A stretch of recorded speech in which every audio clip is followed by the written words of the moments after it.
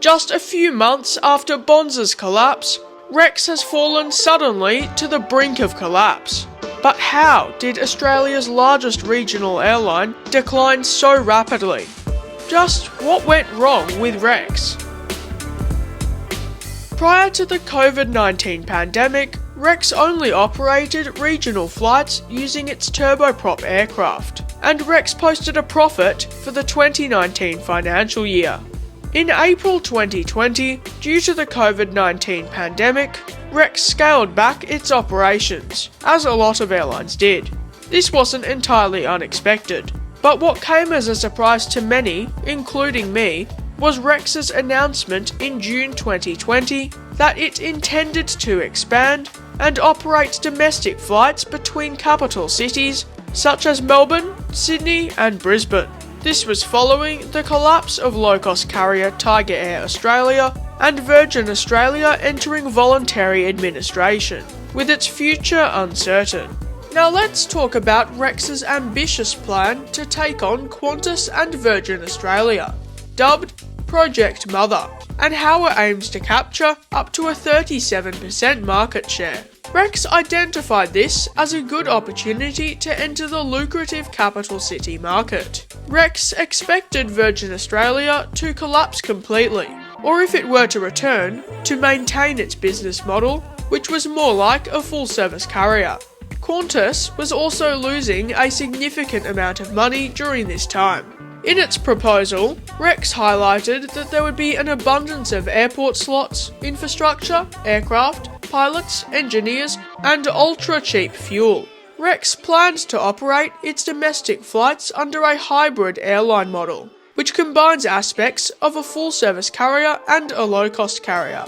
This would be a different approach to any other airline operating in Australia. Rex intended to offer rates cheaper than Qantas and competitive with Jetstar, using only one aircraft type, the Boeing 737-800, which would be leased at lower than usual rates to initially fly the busiest routes out of Sydney. If demand justified it, Rex proposed it could start another hub in Melbourne and increase its fleet of 737s at a rate of 1 to 2 aircraft per month. From October 2022, this could potentially rise to 3 aircraft per month, aiming to reach the target of up to a 37% domestic market share. Rex would also consider launching a frequent flyer program and explore the idea of limited international operations, such as flights to New Zealand and Indonesia. To start to execute this bold project, Rex estimated it would need funding of around 200 million Australian dollars. At one point, Rex contemplated finding a partner to buy out Virgin Australia, but that didn't end up happening. During the COVID-19 pandemic, Rex received around $150 million in funding from the government. This was to help it survive. Additionally, Rex secured $150 million in funds from PAG Asia Capital, providing it with the funds necessary to start domestic flights using Boeing 737s. Following Virgin Australia's acquisition by Bain Capital, which was also in 2020, the airline began its transformation into more of a hybrid airline, a move which Rex didn't anticipate. On the 1st of March 2021, Rex operated its inaugural Boeing 737 flight, which was from Melbourne to Sydney, and with that, its first jet aircraft flight. I was very lucky to have been a part of that flight, and it was an extremely special one for me, as it was the first inaugural flight I remember going on, the first of my trip reports with voice commentary, and just generally an awesome flight among many other reasons. As opposed to the original plan of starting with a single hub in Sydney, Rex started operations with a hub in both Melbourne and Sydney, with Melbourne having more Rex 737 destinations than Sydney. By the end of 2021, Rex had a total of 6 Boeing 737s flying a number of routes, and had expanded its network of domestic trunk routes. At the start of 2023, Rex reported a profit before tax of 2.8 million Australian dollars for 737 operations in the month of November 2022, which seemed like a good sign to me. Despite reports in early 2022 that Rex would aim to add a new 737 every 2 to 3 months, by January 2023, Rex's 737 fleet had only grown by 1 aircraft since mid-2021, to a total of 7 of the type. By this time, fuel prices had well and truly soared, to the point where fuel prices were a far cry from ultra-cheap fuel. In October 2023, Rex announced the launch of its frequent flyer program, which would be rolled out gradually into 2024, as well as new or refurbished lounges in Adelaide, Sydney, Melbourne and Brisbane. I was excited to hear this announcement, which in my opinion was a little overdue. By this point, Rex had expanded its domestic route network further, including the addition of flights to Hobart. Rex had also taken delivery of 2 more Boeing 737s by this time. In December 2023, summer in Australia, Rex's 737 fleet reached its peak of 10 aircraft, with the arrival of this aircraft shown on screen now. In February this year, 2024, Rex withdrew one of its 737s from service. I'm not actually sure why this is, but perhaps this was an early sign of the troubles ahead. The aircraft in question is Victor Hotel Romeo Quebec Golf, which has since been flown to Alice Springs and is in the process of being scrapped. In May, Rex announced flights to Perth from Melbourne and Adelaide, with sale fares going for just $99, which is crazy cheap for the route. The Adelaide flight would be operated by Rex's recently acquired subsidiary, National Jet Express. In early June, Rex's executive chairman was ousted. On the 12th of July, it was reported that Rex's former executive chairman planned to reclaim his position and have some board members removed. On the 29th of July, Rex halted trading on the ASX, amid speculation that Rex had called in administrators. The following day, it was made clear that Rex was in trouble, when it suspended bookings for Boeing 737 flights for dates beyond the day of this development, July 30th. Late on the same day, Rex confirmed that it had indeed called in administrators and had entered voluntary administration, and that all Boeing 737s would be grounded.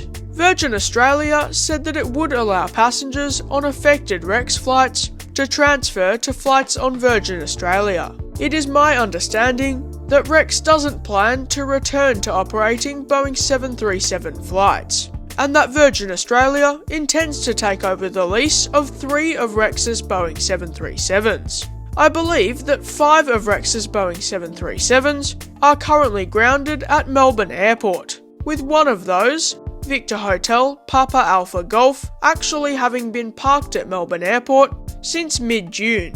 Earlier this week, I saw it blocked from departing by trucks. It's been said that this aircraft was repossessed by its lessors due to outstanding engineering invoices, but it has also been said that this aircraft was simply in maintenance. However, I'm unsure as to if either of these reports are true. I went to take a look at the Rex aircraft grounded at Melbourne Airport, and I saw Victor Hotel Papa Alpha Golf near the Melbourne Jet Base, and the other 4 737s grounded at Melbourne Airport, with the footage I took shown on screen now. It was truly a sad sight to see. It is expected that over 600 Rex staff will be stood down, following Rex's voluntary administration. Rex's Sub 340 operations continue for now, which are very important to regional Australian communities.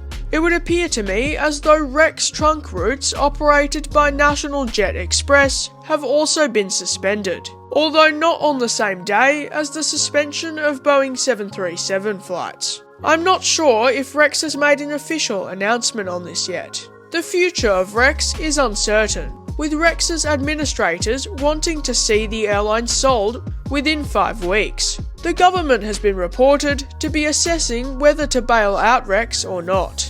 In regards to Rex's frequent flyer program, I, and I believe other members of Rex Flyer, received an email on Monday informing me that Rex Flyer would continue, with the normal benefits depending on membership tier still available, and that points can still be earned. The email also stated that these points will be redeemable only in the event of a successful restructure of Rex that specifically seeks to maintain these points. The email also stated that it is expected that a restructure is likely the way forward for Rex.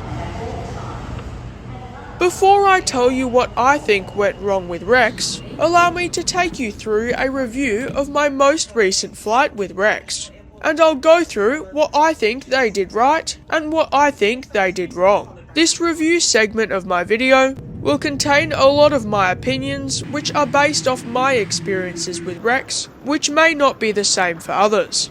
I've just arrived here at Sydney Kingsford Smith International Airport after taking a train from Circular Quay Station. Rex operates out of Terminal 2 here at Sydney Airport. I wasn't able to add my boarding pass to my wallet app online, which is a minor issue, but I think it's still worth noting. So once I got to check-in, which for major airlines is very easy to locate here, I needed to reprint my boarding pass via the kiosks, which was easy. As per usual, security here at Sydney Airport Terminal 2 is pretty You have to take more out of your bags than you do at the likes of Melbourne Airport's Terminal 4. I'm not going to go through every little detail of this experience, because, as regular channel viewers would know, I've been lucky to fly the Sydney to Melbourne route a few times. So today, I'll be more focusing on the experience with Rex itself. The aircraft that will take me to Melbourne, and I assume on my final Rex 737 flight, is Victor Hotel Papa Alpha Golf, a 2010 built Boeing 737-8FE, which was originally delivered to Virgin Blue. This aircraft was delivered to Rex in early 2021. It's also the same plane that I was speaking about earlier, which I believe is still parked near the Melbourne Jet Base. By the way, it's probably an important thing to note that I took this flight back in March. It's now time to board. Boarding started about 5 to 10 minutes early.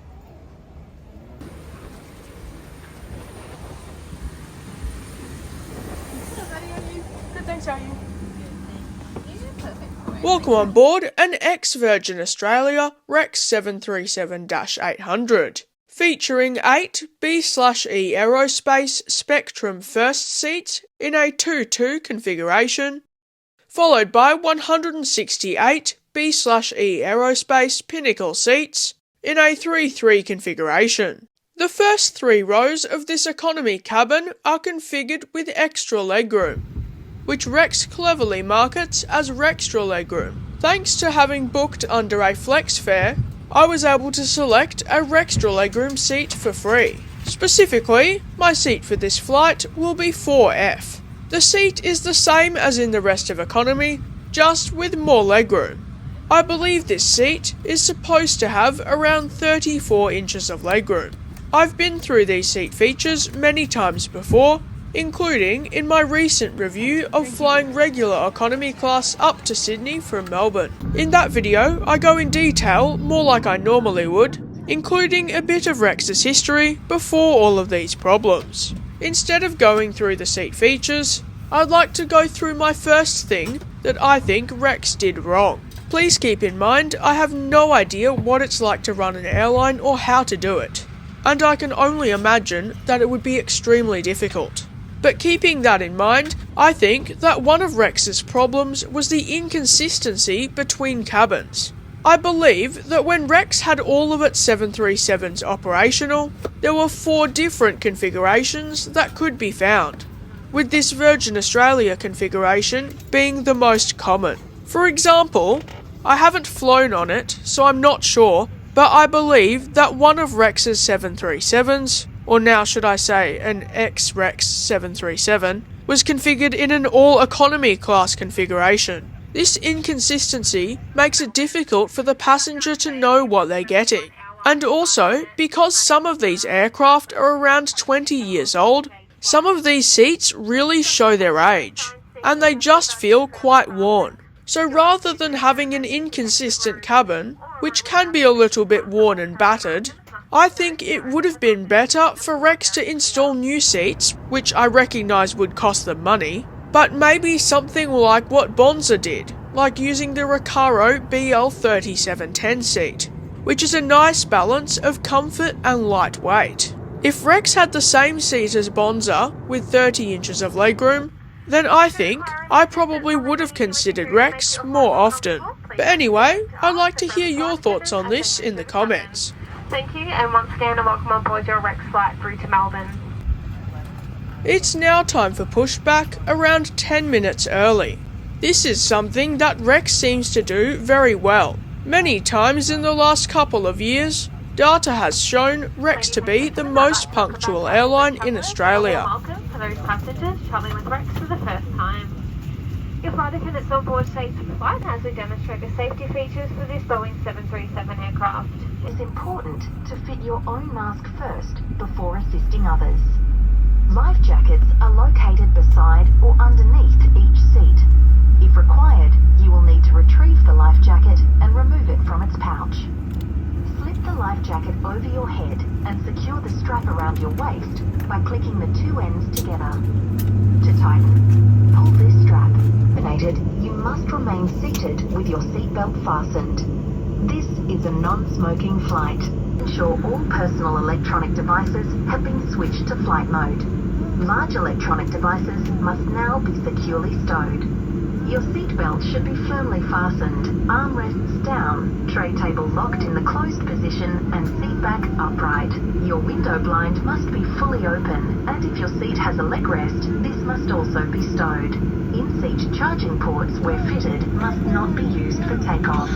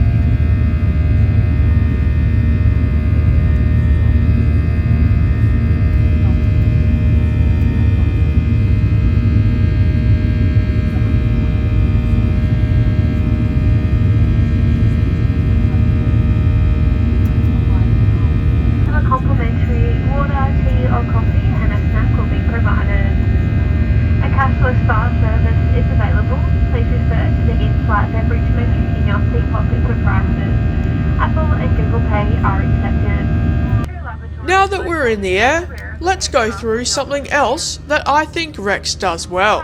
Even on these shorter flights, like Sydney to Melbourne, assuming there's not a crazy amount of turbulence, complimentary tea, coffee, water and a snack is served. As said in the PA, there is also other drinks available for purchase at reasonable prices.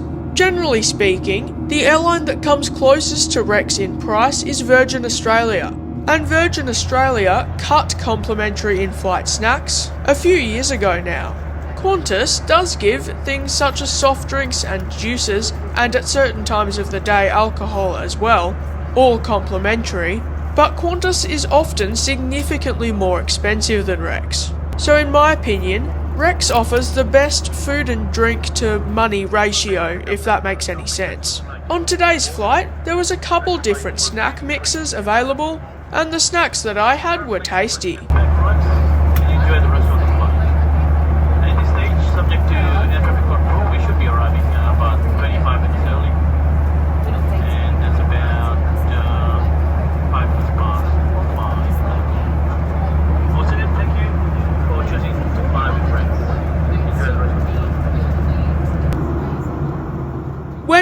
already descending into Melbourne, so please allow me to conclude this video. Let's start with this flight. Overall, I had a great flight with Rex, but there wasn't anything particularly remarkable. The crew on this flight were very friendly, but not as friendly as I've had on other Rex flights, but they were still fantastic. The crew and staff at Rex are, in my opinion, the most consistently friendly in Australia. I can't remember coming across a single unfriendly Rex staff member. Moving on to what I think they do well, and what I think they could have done better. The online experience could do with some improvement. It does its job and doesn't seem to cause too many major problems, but there's a few things that could be improved upon. Also, Rex still doesn't have an app, which again, it's a minor thing, but it's still something to note. Both at the airport and on the plane, as I said, I've always found Rex staff to be amazing. But as for the lounges, I believe Rex only has 3, as I don't think any of the newer ones opened, and I'm not sure if construction will continue. The only one I visited was in Adelaide a few years back, and it did the job, but it just didn't do much more than that. This is fine for the regional flights, but when it came to 737 flights, especially on routes like Melbourne to Sydney where there's a lot of business travellers, if you're looking to get status with an airline, then Rex has fewer lounges and they aren't as good as Qantas or Virgin's. I'm not going to go through in detail again because I did that earlier, but as I said, I think their onboard cabin product did the job, but again, could have been improved. A few of Rex's 737s did offer Wi-Fi connectivity for a fee and streaming entertainment, but I don't think Rex fitted more than half of their aircraft with this, so you couldn't really book a Rex 737 flight being sure that there would be Wi-Fi, and this would be something else that I think would probably put some business travellers off.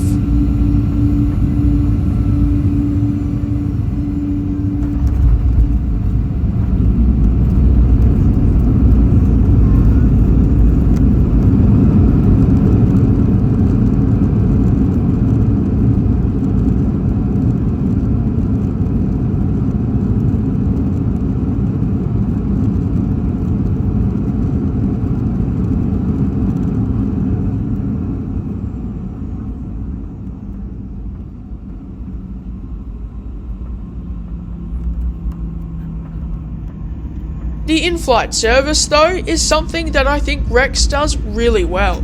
Rex's punctuality is also a strong point. I'd like to touch on why I think I didn't fly Rex more than I did. As someone who is very lucky to be able to fly a fair bit, and I'm extremely grateful for that, by the way, until recently Rex didn't have a frequent flyer program. And so it generally made a lot more sense for me to go with Virgin Australia or Qantas. Ladies and gentlemen, welcome to Melbourne, where the local time is just approaching 10 minutes past 5. Since they both have established frequent flyer programs, and I can use points that I earn with them for other airlines as well. And the same thing with tier benefits.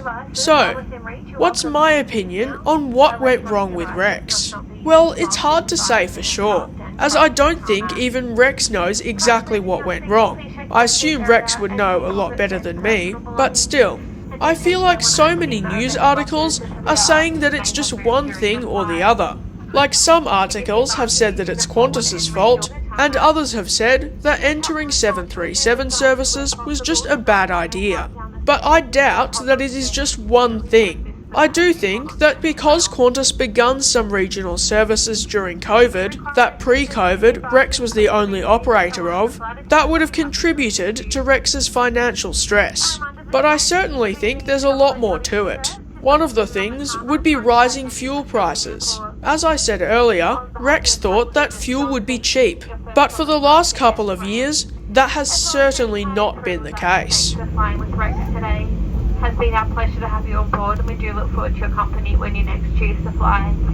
Thank you. We hope you have a wonderful evening here in Melbourne, or a safe onward journey. As for Rex's plan to enter 737 flights, I think that it's quite possible that if Virgin Australia collapsed completely, then Rex would have succeeded. Or maybe even if Virgin Australia had maintained its full service carrier model. But because Virgin Australia ended up competing quite closely with Rex's 737 services, that just made it even harder for Rex in an already difficult market. I also think that it might have something to do with marketing. It's really difficult to say, but in conclusion, I think that it was a real mix of things that led to Rex entering voluntary administration and cancelling 737 flights. Since they started 737 operations, I feel like I've practically always said that for a non-frequent flyer, Rex was probably the best option, and I always enjoyed flying with them. I do worry about what will happen to domestic flight prices now that Rex isn't a competitor for Virgin Australia and Qantas. By me at least, Rex's 737 operations will truly be missed.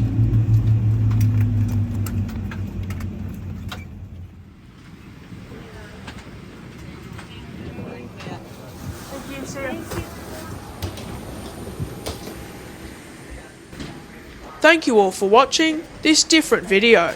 I'd love to hear your thoughts on this video in the comments, and also what you think went wrong with Rex. And if you flew with them on their 737s, what did you think of them? I'd like to thank all of my incredible Patreons for their continued support. Their support truly means so much to me, and I couldn't do what I do without them. So thank you so much to them. Once again, I'd like to thank you all so much for watching. I hope you have an amazing day, and I look forward to hopefully seeing you in my next one, next Saturday at 5 PM Melbourne time, which should be a normal trip report.